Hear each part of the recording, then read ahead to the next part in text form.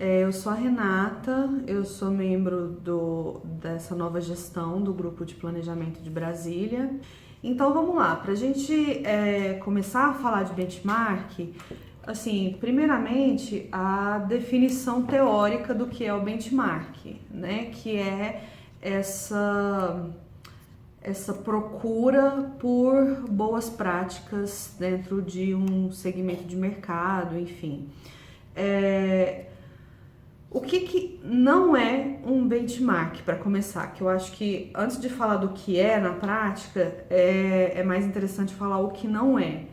Então, por exemplo, um relatório, um clipping, apontar referências sem nenhum motivo, fazer uma análise de concorrência, e essa coisa da concorrência eu vou falar um pouco melhor daqui a pouco. Nada disso é um benchmark.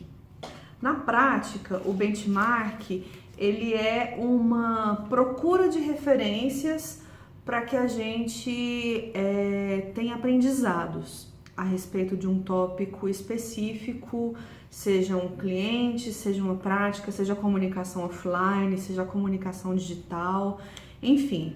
A gente está procurando aprendizados que vêm de outras empresas, outros serviços, outros segmentos de mercado, outros produtos. A gente vai dar uma vasculhada geral para entender boas práticas dentro do mercado e trazer esses aprendizados para o nosso objeto de estudo. Então, muito se confunde o benchmark com a análise de concorrência. Não necessariamente eles são a mesma coisa, mas eles se tocam em alguns pontos. A análise de concorrência, ela diz respeito a avaliar o que os meus concorrentes diretos e indiretos estão fazendo. O benchmark não necessariamente vai avaliar a concorrência. Mas eu posso também analisar os meus concorrentes em busca de boas práticas, em busca de aprendizados. Então, acho que, não sei se ficou claro, mas eles podem se tocar, mas eles não necessariamente são a mesma coisa. Então, para dar um exemplo prático, se eu estou falando de um banco, por exemplo, quando eu falo de análise de concorrente, eu vou olhar o que os outros bancos estão fazendo. Quando eu falo de benchmark, eu posso olhar o que os outros bancos estão fazendo em busca de aprendizados, mas eu posso olhar, por exemplo, o que bancos de outros mercados, mercado internacional, por exemplo, estão fazendo. Ou eu posso olhar o que investidoras estão fazendo, que não necessariamente são um banco, mas atuam dentro desse segmento financeiro. E se eu achar que cabe, eu posso olhar inclusive empresas que não têm nada a ver com esse setor. A ideia é achar boas práticas que possam ser encaixadas no que a gente está estudando. E aí, partindo para o nosso próximo tópico, é importante frisar que o benchmark, a gente pode fazer um benchmark dentro desse contexto de analisar frentes de pesquisas diversas. Como eu falei aqui, a gente pode olhar para outros segmentos de mercado. É importante que a gente defina meio que não seria uma metodologia, mas que a gente defina critérios para o nosso benchmark, né? O que é que a gente está analisando? O que é que a gente vai buscar? Se eu tô, para quem está participando do hunting aí, o cliente é um café aqui de Brasília. Então, assim, o que você vai olhar? Você vai buscar o que outras empresas estão fazendo em termos de comunicação para o mesmo público. Você pode olhar também o próprio negócio, o que está tendo de inovador. Você pode olhar outras empresas que não tem nada a ver com o ramo de restaurante para ver dentro da perspectiva da cultura local se tem alguma coisa que é relevante, possa ser trazida, enfim. Você vai definir. É importante definir esses critérios de avaliação do benchmark e o que é que você vai analisar em cada um desses desses setores ou dessas empresas ou desse universo, né? E é sempre importante e bacana tentar ampliar os horizontes de mercado, né? É sempre interessante você tentar ir além do que está sendo, do que o briefing está pedindo ou do que o segmento de mercado tá propondo ali. Então é sempre interessante você ir além. Outro ponto também que é bacana é se preocupar com as variáveis de mercado. Então, é muito comum quando a gente faz um benchmark, a gente buscar melhores práticas, e muitas vezes essas melhores práticas elas não se adequam à nossa realidade, né? Vou dar um exemplo. Se eu posso trazer alguma coisa que uma Coca-Cola da vida traz, que tem a ver com o que eu estou buscando, enfim. Mas é importante analisar se isso que eu estou buscando se aplica à realidade do meu cliente, para a gente não correr o risco de trazer ideias ou de trazer insights que sejam muito, muito fora da realidade ou que de repente não tenham muito a ver com a verba do cliente ou que de repente não tenham a ver com a cultura local, né? O briefing ele serve justamente para dar essa orientação de perspectiva de realidade, assim. Então é bom a gente ter essa perspectiva na hora de fazer o benchmark para não trazer referências que sejam muito, muito distantes da realidade. Um outro ponto que é interessante trazer é a perspectiva da busca.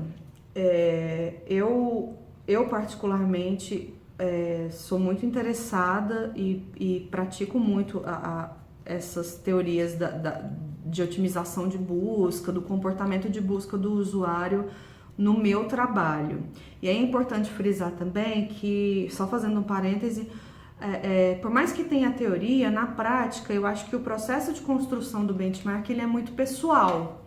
Então não tem muito um roteirinho a seguir, assim. Tem algumas diretrizes, que é o que a gente está trazendo aqui, algumas dessas boas diretrizes, que vão orientar um bom trabalho, mas que não são regras rígidas e muito menos não são também um roteiro para se definir o trabalho. Então, de repente, alguém pode não considerar tanto essa perspectiva da busca, mas para mim ela é importante, porque o próprio Google traz dados de como esse comportamento de busca ele é importante no processo de decisão de consumo das pessoas. Então, hoje, em várias etapas do processo de consumo, a gente passa pela busca no Google, seja para saber mais informações sobre uma empresa, um produto, um serviço. Se eu estou falando de um estabelecimento, a gente passa pela busca para saber localização, para pegar direcionamento. A gente tem o diretório do Google Places, que a gente não usa mais. Há um tempo atrás, quando a gente queria descobrir um estabelecimento novo, um café, um restaurante, alguma coisa, a gente ia no Foursquare. Hoje a gente não tem mais o Foursquare. O próprio Google e o Facebook, eles trazem essas informações para a gente. Então, é muito importante para uma empresa, de repente, que esteja lá no diretório do Google Places, né? E isso passa pelo comportamento de busca. Então, eu considero muito essa perspectiva quando eu vou fazer o benchmark. E existem algumas ferramentas que mostram pra gente comportamentos de busca.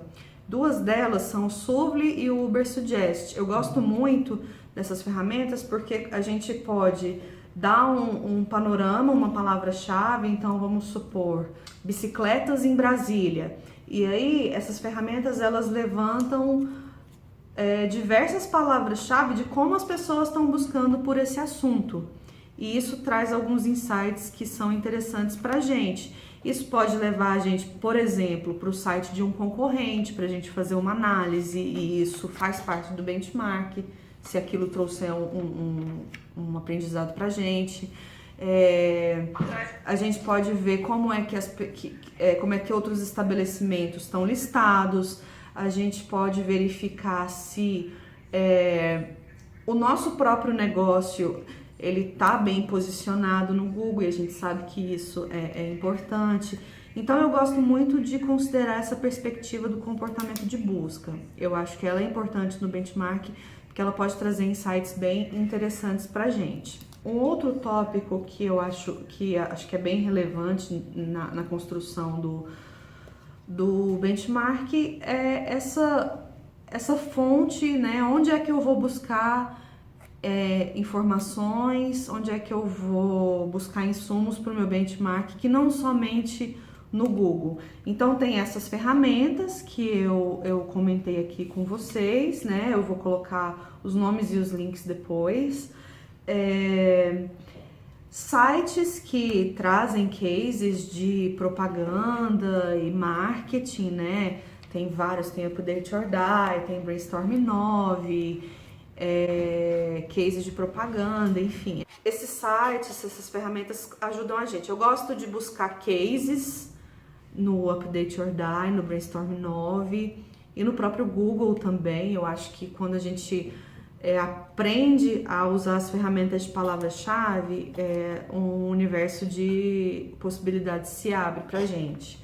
É muito bacana, se você puder também, fazer buscas em outras línguas, em inglês, porque muitas vezes a busca em português ela é limitada, né? Então quando a gente consegue buscar em inglês, em espanhol, a gente pode trazer práticas interessantes de outros mercados que podem se adaptar perfeitamente à nossa realidade. Que mais? E aí também eu acho que o offline também conta muito, né? Para quem está inscrito no Hunting e já viu, deu uma olhada no briefing, a gente tem um cliente que é basicamente um cliente para a gente atuar aqui localmente, né? Então, visitar outros estabelecimentos, observar. Eu acho que esse trabalho de campo ele é muito rico também para trazer boas práticas. E eu acho que ele ele vai deixar o trabalho mais variado e provavelmente vai deixar o trabalho mais rico também. Conversar com as pessoas, enfim. E por fim, eu acho falar um pouquinho de como o benchmark deve ser apresentado. Como eu falei para vocês previamente, não existe um roteiro a seguir. Existem dicas, existem boas práticas, mas não tem um modelo de como o benchmark deve ser estruturado e apresentado. O que é importante manter em mente é o seguinte: o benchmark ele tem que trazer aprendizados. Você tem que definir os critérios, você tem que definir o que é que você vai buscar, mas principalmente qual é a sua análise disso tudo, né? É isso que vai diferenciar um bom benchmark de um simples relatório, um simples levantamento. Então, qual é a sua análise sobre tudo isso que você levantou? O que isso traz de aprendizado para esse trabalho que você está desenvolvendo? Eu acho que isso, principalmente, é o que tem que estar em mente na construção do benchmark.